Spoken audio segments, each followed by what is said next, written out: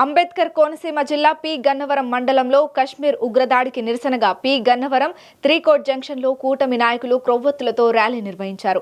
నాయకులు ఉగ్రదాడి మృతులకు జనసేన తెలుగుదేశం బీజేపీ నేతలు ఘన నివాళులర్పించారు.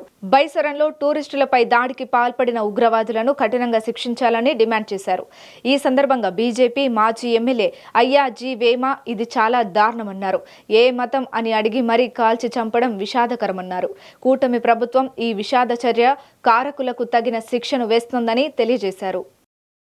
పర్యటించడానికి వెళ్ళినటువంటి యాత్రికులందరినీ కూడా పాకిస్తాన్కు సంబంధించిన తీవ్రవాదులు పహల్గాన్లో హిందువులను ప్రత్యేకించి మీ మతం ఏంటి, ముస్లిం మతాచార ప్రకారంగా ప్రార్థన చేయండి అని చెప్పి ప్రార్థన చేయలేకపోయిన వాళ్ళందరినీ మైండ్ మీద చాలా నుదుటి మీద గన్ పెట్టి కాల్చినటువంటి సంఘటన, ప్రత్యేకించి హిందువుల్ని హంతం చేయాలనేటువంటి కుట్రలో భాగంగా ఆ కార్యక్రమం తీసుకున్నారు.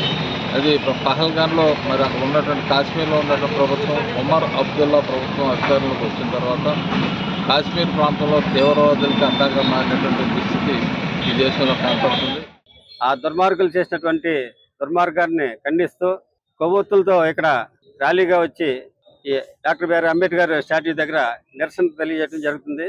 ఉగ్రవాదుల దాడిలో మరణించినటువంటి కుటుంబాలకు వెలుగు చూపిస్తామని, భారతదేశం యొక్క సంరక్షణను శాంతియుతాన్ని మేము పాటిస్తున్నామని ఈ సందర్భంగా తెలియజేస్తూ, దేశ సంరక్షణే కాదు రాష్ట్ర సంరక్షణ మా ఎన్డీఏ పార్టీ యొక్క జయమని ఈ సందర్భంగా తెలియజేస్తూ, మా పార్టీ అధినాయకులైనటువంటి పవన్ కళ్యాణ్ గారు ఇచ్చినటువంటి ఆదేశానుసారం ప్రతి మండల హెడ్ క్వార్టర్లను, నియోజకవర్గ హెడ్ క్వార్టర్లను కూడా ఈ శాంతియుతంగా ఈ ర్యాలీ నిర్వహించాలని తెలియజేశారు. దానికి అనుగుణంగా ఈరోజు ఈ కార్యక్రమాన్ని చేపట్టడం జరిగింది.